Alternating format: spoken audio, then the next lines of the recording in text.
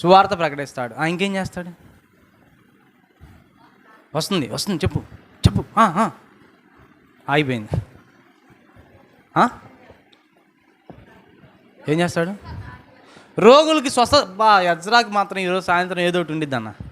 Gift లేరే, ఏదో gift ఇచ్చేయాల్సిందే. భలే చెప్తున్నాడు. ఏం చేస్తాడు? స్వస్థత చేస్తాడు. స్వస్థత చేస్తాం అంటే జ్వరం వస్తే, తలనొప్పి వస్తే, అట్లా ఏదన్నా వచ్చినా ఏసై బాగు చేస్తాడు. అవునా కాదా? సువార్త చేస్తాడు, స్వస్థతలు చేస్తాడు. ఇంకా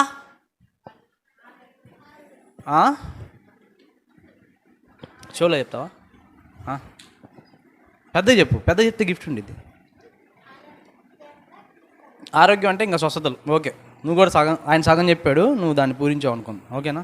ఓకే, బాగు చేస్తాడు. ఇలా చేస్తూ ఉంటాడు. ఎక్కడ చేస్తాడు? ఏడా? చర్చిల దగ్గర. అప్పట్లో చర్చిలు ఏమనేవాళ్ళు అంటే సమాజ మందిరం అనేవాళ్ళు. చెప్పండి ఈ మాట ఇంకొకసారి చెప్పండి. అప్పట్లో చర్చిలు ఏమనేవాళ్ళు?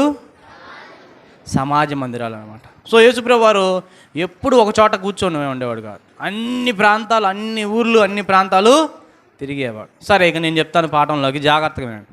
ఒక ఊరిలో ఒక ఆయన ఉన్నాడు. ఆయన పేరు ఏంటంటే యాయిరు. అనండి, యాయిరు.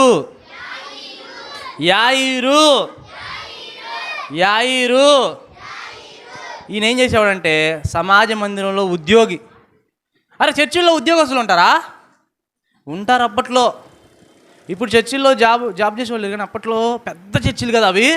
అందులో చాలామంది ఎంప్లాయీస్ ఉండేవాళ్ళు, చాలామంది జాబ్ చేసేవాళ్ళు ఉండేవాళ్ళు. ఈ ఆయురు కూడా ఎక్కడ జాబ్ చేసేవాడు? సమాజ మందిరంలో జాబ్ చేసేవాడు. వెరీ గుడ్, సమాజ మందిరంలో జాబ్ చేసేవాడు అనమాట. ఈయనకి ఒక్కతే ఒక కూతురు. ఎంతమంది రా పిల్లలు? ఎంతమంది? ముగ్గురా? ముగ్గురే గారు? ఒక్కతే అన్న. నేను ఎవరికట్టు చూపిస్తాను ముగ్గురు అని, అందుకని ముగ్గురు చేస్తా. ఎవరు? ఎంతమంది? ఆమె పేరేంటి? పవిత్రనా? చెప్పు చెప్పు. అబ్బా, గుర్తొస్తుందన్న. చెప్పు. అమ్మాయి పేరు తెలియదు, బైబిల్లో రాయలా. సరే, అమ్మాయి పేరు తెలియదు కానీ అమ్మాయి వయసు ఎంతో రాశారు. ఎన్ని సంవత్సరాలు చెప్పనా? ఇది కూడా క్వశ్చన్ అడుగుతా, మళ్ళీ గుర్తుపెట్టుకోండి. 12 సంవత్సరాలు. అరే, మీలో 12 సంవత్సరాలు వాళ్ళు చేయతండ్రా, అబ్బాయిలు కానీ అమ్మాయిలు కానీ. ఎజ్రా. ఇంకా 12. నువ్వేనా? నీకు 12 సంవత్సరాలా? 5 పైకిలే. చేతులు దించు.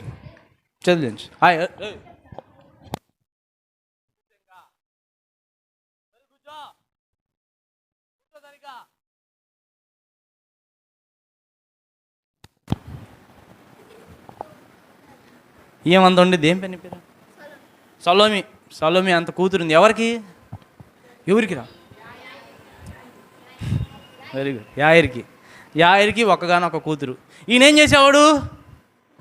సమాజ మందిరంలో ఉద్యోగం చేసేవాడు. ఉద్యోగం అంటే అప్పట్లో ఉద్యోగం చేసేటప్పుడు డబ్బులు బాగొస్తాయి కదా. సరే, ఒక్కతే కూతురు, సలోమి అంత కూతురు. చూడరా, ఇప్పుడు మనకి బర్త్డేలు అనుకో, అమ్మ నాన్న ఏం చేస్తారా? డ్రెస్సులు కొనిపిస్తారు, చెప్పులు కనిపిస్తారు, కేకులు, చాక్లెట్లు, బిర్యానీలు, గిఫ్ట్లు ఏమి ఇస్తారా? డాడీ సైకిల్ కావాలి డాడీ. ఓకే పో. Teddy bear, ice cream, cake, biscuit, toys, biryani, dum biryani, chicken fry biryani, chocolates, మళ్ళీ చెప్తున్నారు. వాచ్, సూపర్ రా, వాచ్, సైకిల్, ఇలా గిఫ్ట్లు కొనిపిస్తారు కదా. అవునా కాదా? కూర్చోసాలం చెప్తాను. బైక్ కొంటున్నావరా? అరే, బైక్ నడుపుతావరా నువ్వు అసలు? ఓకే, అయిపోయింది, ఇంకా గిఫ్ట్లు అయిపోయింది. వినండి, చేతులు కట్టుకో.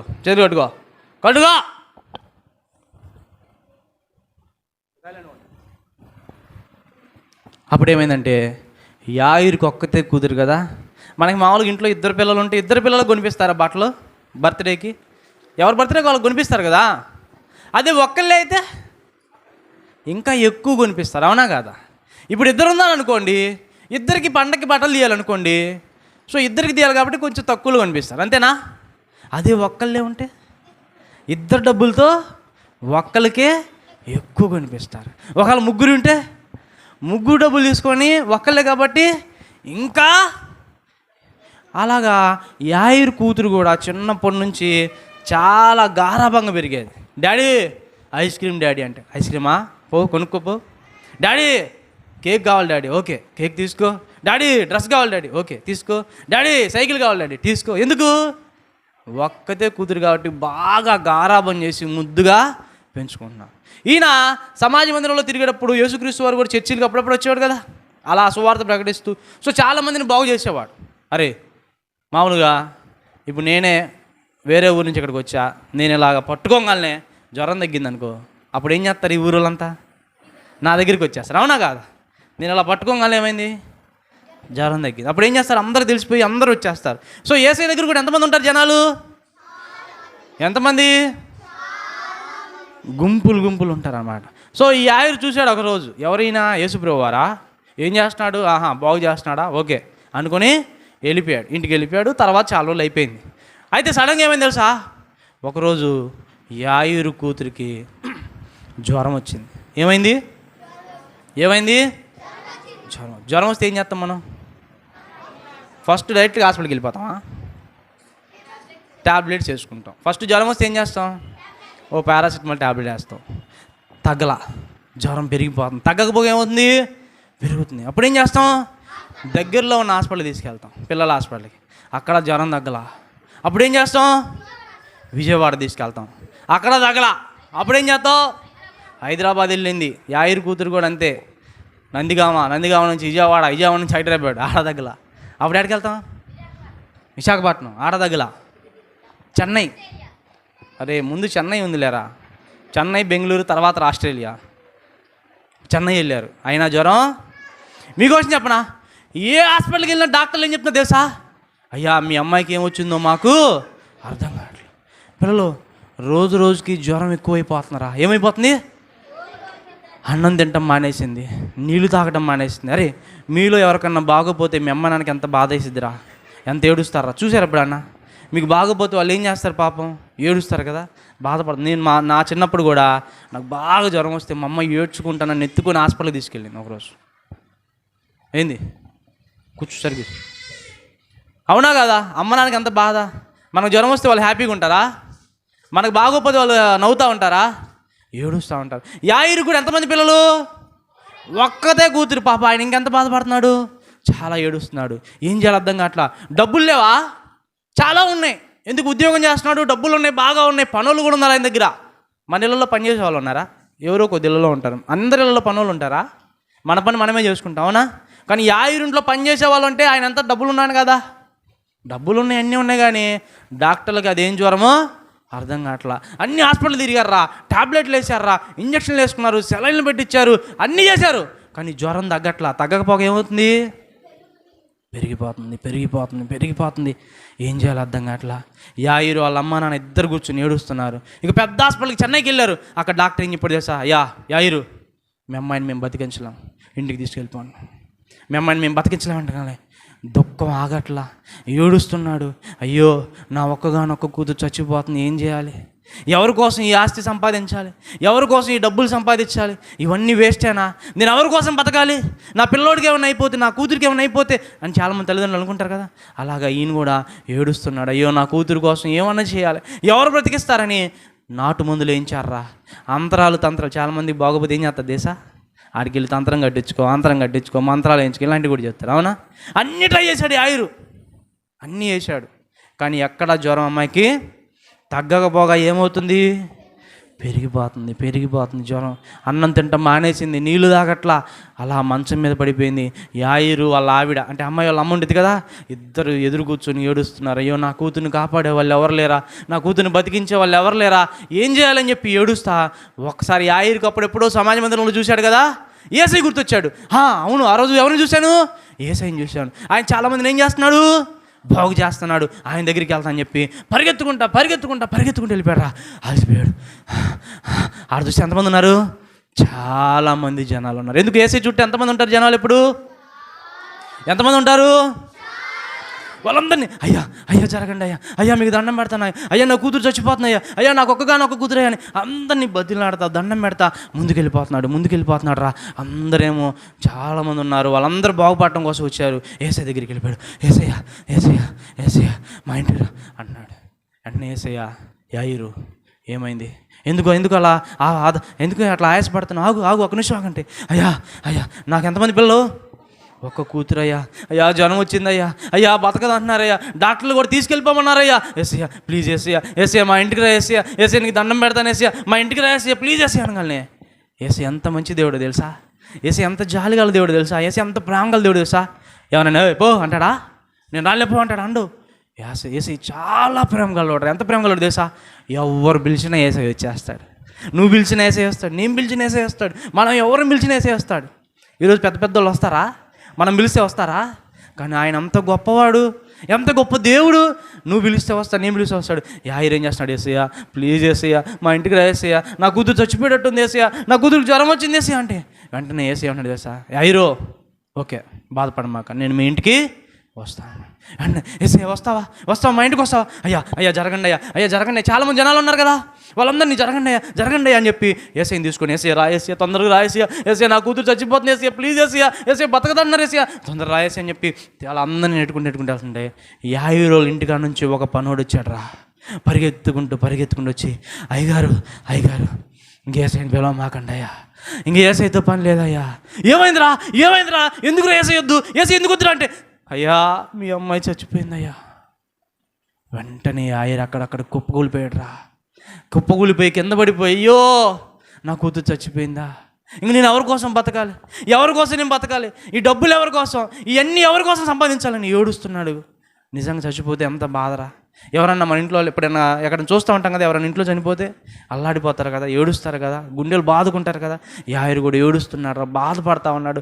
ఏసయ్యా నా కూతురు చచ్చిపోయింది ఏసయ్యా, నువ్వు కొంచెం ముందు వస్తే బాగుండేది ఏసయ్యా, నీ దగ్గరికి ముందే వస్తే బాగుండేది ఏసయ్యా, నాకు అసలు గుర్తు రాలేదు ఏసయ్యా, అన్ని హాస్పిటల్ తిరిగానయ్యా, అందరి దగ్గర తిరిగానయ్యా, ఎక్కడ బాగోలేదయ్యా, నీ దగ్గరికి ముందే వస్తే బాగుండేదయ్యా అని ఏడుస్తూ ఉన్నాడు. అప్పుడు ఏసయ్య ఏమన్నాడు తెలుసా, యాయిరు అని ఇలా భుజం మీద చేసి బాధపడమాక, భయపడమాక, ధైర్యముగా ఉండు. ఏంటి భయపడకు, చెప్పండి భయపడకు, ధైర్యంగా ఉండు, నీ కూతురికి ఏం కాదన్నాడు. వెంటనే పైకి చూశాడు, ఏడుస్తున్నాడు కదా, కళ్ళు తుడుచుకున్నాడు. ఏసయ్యా నా కూతురు చచ్చిపోయిందంట ఏసయ్యా అంటే, ఏం కాదు నీ కూతురికి అన్నాడు. నా కూతురిని బతికిస్తావా, ఏంటి ఏసయ్యా నా కూతురిని బతికిస్తావా, నువ్వు జ్వరం బాగు చేస్తావు అనుకున్నా, ఏదో తలనొప్పి అయితే లేకపోతే కడుపు నొప్పి అయితే లేకపోతే ఏదో ప్రాబ్లం అయితే చచ్చిపోయిన బతికిస్తావు నువ్వు అంటే. అప్పటిదాకా యాయిరికి ఏ విషయం తెలీదు, చచ్చిపోయిన వాళ్ళని కూడా ఏసయ్య బ్రతికించగలడు, అవునా కదా, తెలుసా మీకు, ఏసయ్య చనిపోయిన వాళ్ళని కూడా బ్రతికించగలడు. కానీ ఆ విషయం ఎవరికి తెలీదు. యాయిరు అనుకుంటున్నాడు ఏదో చిన్న ప్రాబ్లమ్స్ వస్తే బాగు చేయగలను, కానీ అంటే ఏసయ్య అన్నాడు, రే యాయిరు భయపడద్దు, నేను వస్తాపా అనగానే వెంటనే లేచాడు, కళ్ళు తుడుచుకున్నాడు. బాగు చేస్తావా ఏసయ్య నా కూతురుని బతికిస్తావా, అయితే రండి అని చెప్పి ఇంటికి పరిగెత్తుకుని తీసుకెళ్ళగానే అందరూ ఏడుస్తున్నారు, అయ్యో చచ్చిపోయావా అమ్మా, ఒకగానొక కూతురు చచ్చిపోయిందని. మరి నిజంగా ఏడుస్తారు కదా, బాధపడతారు కదా. అలా ఏడుస్తూ ఉంటే వాళ్ళందరినీ మీరు ఆపండి పక్కకి వెళ్ళండి అని చెప్పి లోపలికి వెళ్ళాడు. మంచం మీద అలాగా అమ్మాయిని పడుకోబెట్టారు. ఎవరిని, యాయిరు కూతురు. ఎన్ని సంవత్సరాలు యాయిరు కూతురికి, 12 సంవత్సరాలు. అమ్మాయిని అలా పడుకోబెట్టారు. ఏసయ్య లోపలికి వెళ్ళి ఆ అమ్మాయిని చూస్తున్నాడు. అమ్మాయి ఏం చేస్తుంది, చనిపోయి పడిపోయింది. అప్పుడు ఏసయ్య దగ్గరికి వెళ్ళి ఇలా చేయబెట్టుకున్నాడు. చిన్నదానా పైకి లే అన్నాడు. పైకి లే దడుచుకుందాం, చిన్నదానా పైకి లే, అటు తిరుగు అనంగాలను అట్టా లేచి నిలబడింది. అప్పుడు వెంటనే యాయిరు లేచి, అమ్మా నువ్వు బతికే ఉన్నావా, నువ్వేం కాలేదా, కూర్చో అని చెప్పి వెంటనే హగ్ చేసుకొని, అమ్మ నా కూతురు బతికింది అని చెప్పి వెంటనే ఏసయ్య పాదాల మీద పడిపోయారు వాళ్ళు. ఏసయ్యా నా కూతురిని బాగు చేసేవేసయ్యా, నా కూతురిని బతికించేవేసయ్యా, నీకేమిచ్చినా రుణం తెచ్చుకోగలను ఏసయ్యా అని చెప్పి ఆయన కాళ్ళు పట్టుకొని ఏడ్చి ప్రార్థన చేశారు. పిల్లలు మీరు ఆలోచించండి, అక్కడ యాయిర్కి కూతురికి జ్వరం వస్తే చాలా హాస్పిటల్ తిరిగారు, బాగైందా, ఎనమాకండి, బాగోలేదని చెప్పండి, బాగైందా, ఇంకా చాలామంది అంటున్నారు బాగోలేదు కదా. చాలా హాస్పిటల్ తిరిగారు, తగ్గిందా? జ్వరం తగ్గకపోకేమే తెలుసు కదా సంగతి, తెలీదా?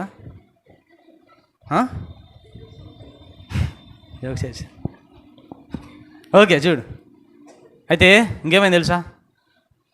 యేసయ్య దగ్గరికి వెళ్ళిందాక ఎవరు అమ్మాయిని బాగు చేయాలి. కానీ యేసయ్య ఏం చేశాడు? ఇంటికి వెళ్ళి బాగు చేశాడు.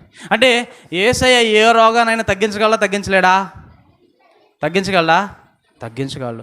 చచ్చిపోయిన వాళ్ళని కూడా లేపగలడా? నమ్ముతున్నా, నమ్మేవాళ్ళు చేతండి. యేసయ్య చనిపోయిన వాళ్ళని కూడా బతికించగలడు. ఎజ్రా ఏంటి మరి పైకెత్తు, అవునా కదా? అయితే పిల్లలు ఏమో అడుగుతున్నా, యాయిరు యేసయ్య దగ్గరికి వెళ్ళబట్టే వాళ్ళ కూతురు బతికింది, అవునా?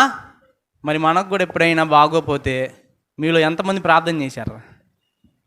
డైరెక్ట్గా వెళ్ళి ట్యాబ్లెట్లు వేసుకుంటారు కదా, డైరెక్ట్గా వెళ్ళి హాస్పిటల్లో ఇంజెక్షన్ చేసుకుంటారు. హాస్పిటల్కి వెళ్ళే ముందు ఎవరైనా ప్రార్థన చేసుకుంటారా? అయ్యా నాకు జ్వరం వచ్చింది, నాకు బాగాలేదు, హాస్పిటల్కి వెళ్తున్నాను, బాగు చేయని అంటారా? డైరెక్ట్గా ఎక్కడికి వెళ్తారు? హాస్పిటల్కి వెళ్ళి ఆడ సూది పడిపించుకుంటారు, లేకపోతే ట్యాబ్లెట్ వేసుకుంటారు. కానీ యాయిరు ఏం చేశాడు? ఫస్ట్ తెలియక అన్నీ తిరిగాడు, కానీ చివరికి ఎవరి దగ్గరికి వచ్చాడు? అంటే యేసయ్య దగ్గరికి వెళ్తే ఏదైనా తగ్గదా? సమస్యలైనా తగ్గవా?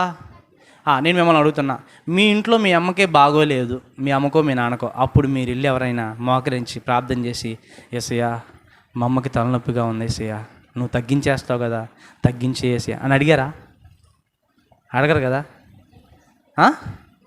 మరి అడిగితే యేసయ్య తగ్గిస్తాడా తగ్గిడా?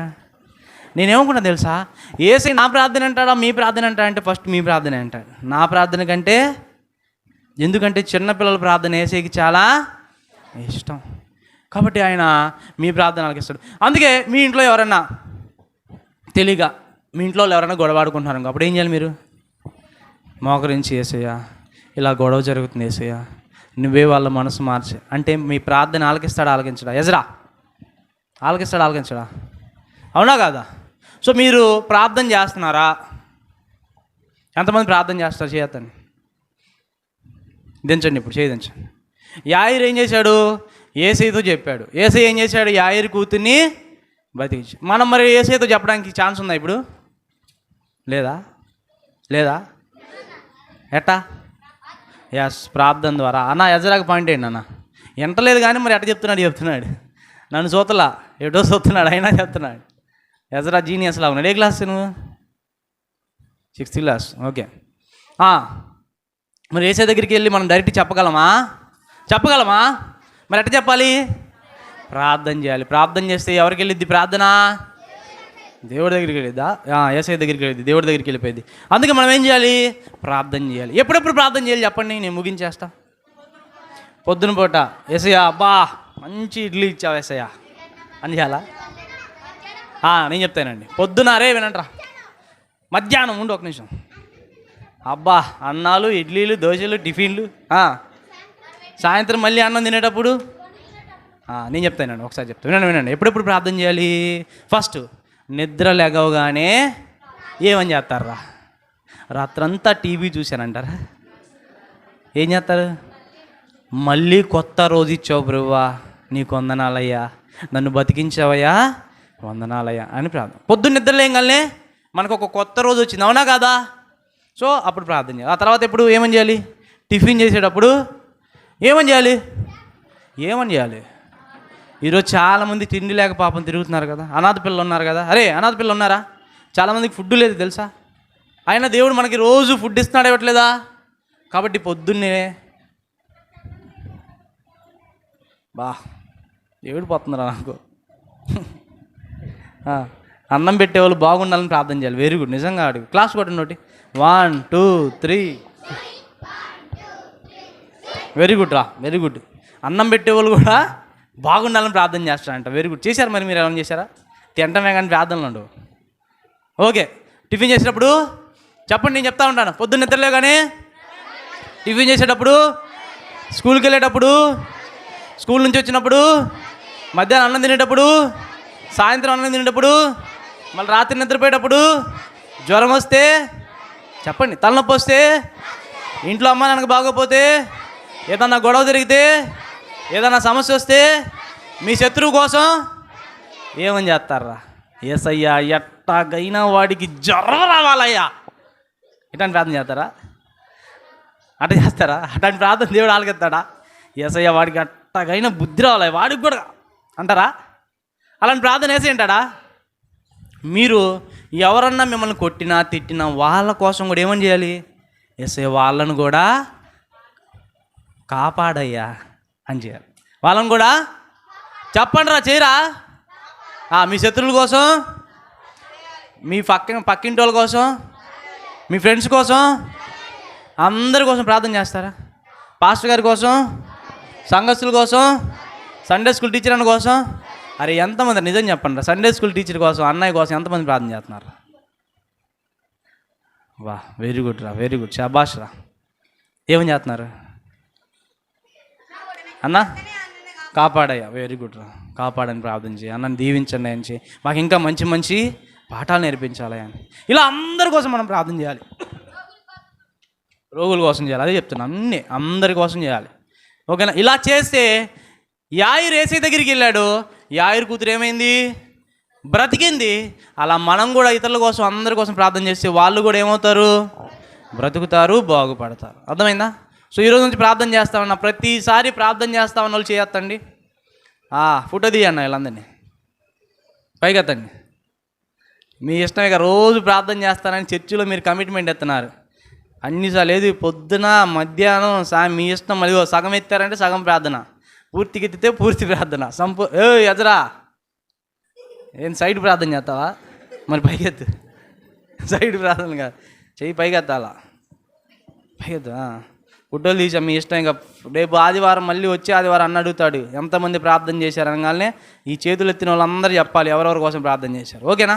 ఒక చేతులు పెంచు. వెరీ గుడ్ పిల్లలు. ఇప్పుడు క్వశ్చన్లు అడుగుతా, చెప్పండి ఆన్సర్లు. అడిగిన వాళ్ళే చెప్పండి, అడగకుండా చెప్పేస్తే ఆ పాయింట్స్ పోతాయి. ఎజ్రాకి ఆల్రెడీ 2-3 పాయింట్స్ వచ్చినాయి. యాయిరు కూతురికి ఎన్ని సంవత్సరాలు పోయింది? చెప్పకూడదు, నేను అడిగిన వాళ్ళు చెప్పాలి కదా. ఓకే. యాయిరు ఎక్కడ పని చేసేవాడు? సమాధిలోనా? సమాధి మందిరం. Very good. నీకు కనుక అడిగింది పాయింట్ పోయింది. సో చాక్లెట్ ఎవరికి ఇవ్వాలి అన్న? ఎజ్రాకి మాత్రం ఏదైనా గిఫ్ట్ ఇద్దాం, ఎందుకంటే 3-4 ఆన్సర్లు చెప్పాడు. ఈ పాప కూడా చెప్పింది పాపం తర్వాత. ఓకే సరేనా? క్లాసులకు వెళ్ళిపోదామా? క్లాసులకు వెళ్ళొచ్చి నాకు స్కిట్